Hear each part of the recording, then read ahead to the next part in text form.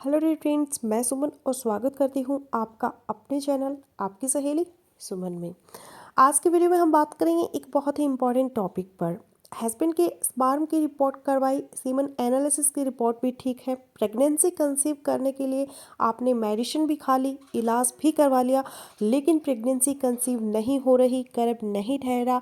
शायद इसकी एक वजह ये हो सकती है कि एक चीज़ की तरफ आपका ध्यान ही ना गया हो, और वो है आपकी फैलोपियन ट्यूब्स का बंद होना। ब्लॉकेज ऑफ फैलोपियन ट्यूब्स गर्भ ना ठहरने की एक बहुत बड़ी वजह होता है। और फैलोपियन ट्यूब्स ब्लॉकेज क्यों हो जाती है? टेस्ट करवाने से पहले ही आपको किस टाइप की सिम्टम अगर आएंगी तो उनको देखकर आपको पता चल सकेगा कि आपके अंदर ट्यूब्स की ब्लॉकेज हो सकती है, जिसकी वजह से आपको प्रेगनेंसी नहीं हो रही, गर्भ नहीं ठहरा। और आपको अपने ट्यूब्स के टेस्ट करवाने चाहिए। अगर ट्यूब्स बंद है तो आपको क्या करना है प्रेगनेंसी कंसीव करने के लिए, इसी चीज़ पर बात करेंगे आज के इस वीडियो में। तो चलिए बिना देरी के वीडियो शुरू कर लेते हैं। वीडियो अगर आप लोगों को इन्फॉर्मेटिव लग रहा है तो प्लीज़ वीडियो को लाइक और शेयर कीजिएगा। चैनल पर पहली बार आए हैं तो प्लीज़ चैनल को बिना सब्सक्राइब किए मत जाइएगा। अब सबसे पहले तो अपने कंसेप्ट को क्लियर करने के लिए ये जान लें कि हर महिला के अंदर दो फैलोपियन ट्यूब्स होती है, एक यूट्रस के राइट साइड पे और एक यूट्रस के लेफ्ट साइड पे।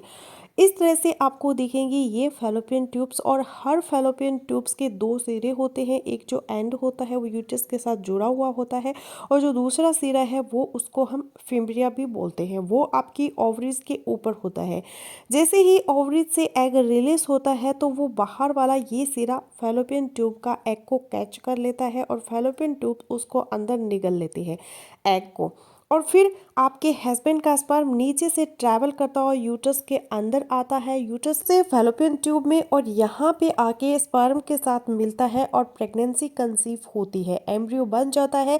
अब ये चीज़ बताने और दिखाने का मकसद ये है ताकि आपको ब्लॉकेज अच्छी तरह से समझ आ जाए कि फैलोपियन ट्यूब अगर ब्लॉकेज है तो क्या प्रॉब्लम हो सकता है। अब फैलोपियन ट्यूब की ब्लॉकेज के अंदर कुछ महिलाओं के अंदर दोनों साइड्स की फैलोपियन ट्यूब ब्लॉक हो सकती है। अब अगर आपके अंदर भगवान ना करे दोनों साइड्स के फैलोपियन ट्यूब्स पूरी तरह से ब्लॉक है तो फिर नेचुरल तरीके से प्रेगनेंसी कंसीव करने के चांसेस बहुत ही कम होते हैं, और बेस्ट ऑप्शन फिर आईवीएफ होता है।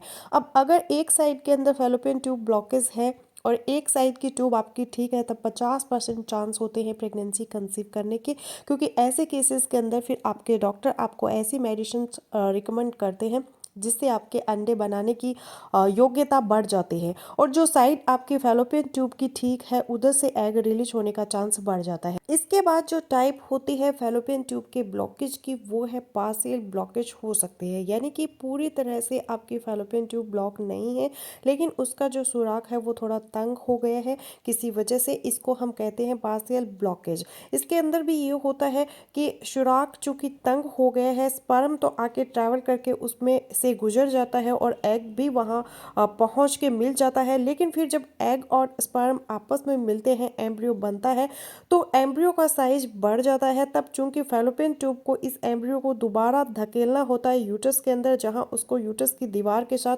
जुड़ जाना होता है और वहाँ पर प्रेगनेंसी फर्दर ग्रो करती है, तो वो सुराख चूंकि तंग होता है, अब एम्ब्रियो का साइज बढ़ गया है, इस वजह से प्रेगनेंसी आपकी ट्यूब्स के अंदर ही कंसीव हो जाती है, जिसे ट्यूबल प्रेगनेंसी कहते हैं, जो एक तरह की सीरियस कॉम्प्लिकेशन होती है।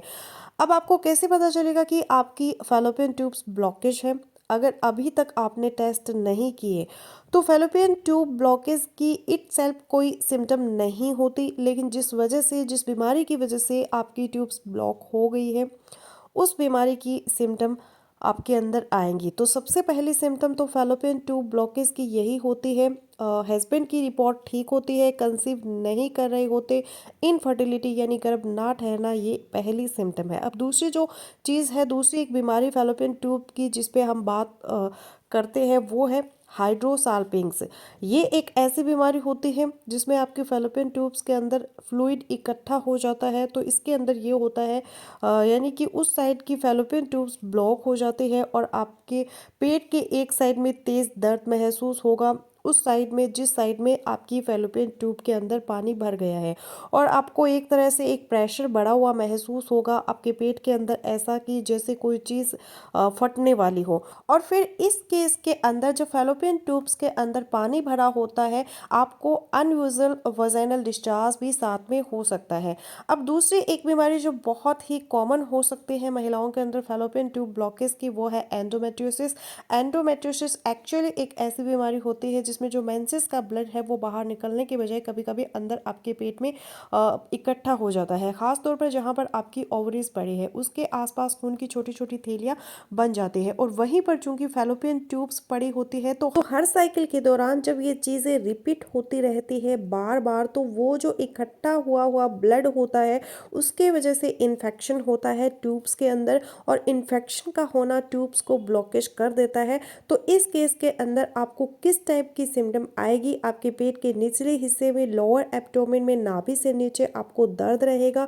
इसके अलावा पीरियड्स आपको बहुत ज़्यादा हैवी आएंगे और पेनफुल पीरियड्स होंगे। एंडोमेट्रियोसिस की बीमारी के अंदर चूंकि आपको पीरियड्स ज़्यादा होते हैं, तो जैसे ही आपको पीरियड्स शुरू होते हैं आपके पेट के निचले हिस्से में ये दर्द शुरू हो जाता है, और जैसे जैसे पीरियड्स का फ्लो बढ़ता है तो ये दर्द भी बढ़ता जाता है। अगर एंडोमेट्रियोसिस से फैलोपियन ट्यूब्स की ब्लॉकेज की वजह है और जब आपके पीरियड्स ठीक हो जाते हैं तो दर्द निस्बतन कम हो जाता है। फिर आपको ये भी ध्यान में रखना है कि कहीं रिसेंटली आपकी पेट की कोई पेल्विक सर्जरी तो नहीं हुई, पेट का कोई ऑपरेशन तो नहीं हुआ, जैसे कि पेंडिश का पेट के अंदर फट जाना, इस टाइप की कोई और पेट की सर्जरी, या अगर आपने कोई डीएनसी करवाई है, अगर आपने कोई डीएनसी आपकी हुई है, इन्फेक्शन हो गई है जिसकी वजह से, तो ये चीज़ें भी कॉम्प्लिकेशन पैदा करके आपके फैलोपियन ट्यूब्स के अंदर ब्लॉकेज कर सकते हैं। अब इसके बाद जो एक और अहम और इम्पॉर्टेंट चीज़ है वो है पीआईडी, पेल्विक इन्फ्लेमेटरी डिजीज जिसको हम कहते हैं। आपके नाभि के नीचे वाला जो हिस्सा होता है, जो पोर्शन है पेट का, इसके अंदर आपके जितने भी पार्ट्स पड़े हैं महिला के, जैसे कि सर्विक्स है, ओवरीज है, आपकी वेजिना है, यूट्रस है या इनके अंदर अगर इन्फेक्शन हो जाता है किसी टाइप का, पस पड़ जाता है, तो इस पस की वजह से भी आपकी ट्यूब्स ब्लॉक हो सकती हैं। आपको फिर पेट के निचले हिस्से में दर्द रहेगा। जब आप अपने हस्बैंड के साथ मिलेगी तो इंटरकोर्स आपके लिए पेनफुल होगा। इसके अलावा आपको वेजिनल डिस्चार्ज रहेगा जो कि उसकी स्मेल होगी, बदबूदार डिस्चार्ज होगा। आपके प्राइवेट पार्ट्स के अंदर आपको ईचिंग महसूस हो सकती है। ये सारी सिम्टम्स होती है कि आपको कोई अंदरूनी इन्फेक्शन है जिसकी वजह से आपकी ट्यूब ब्लॉक हो सकते हैं।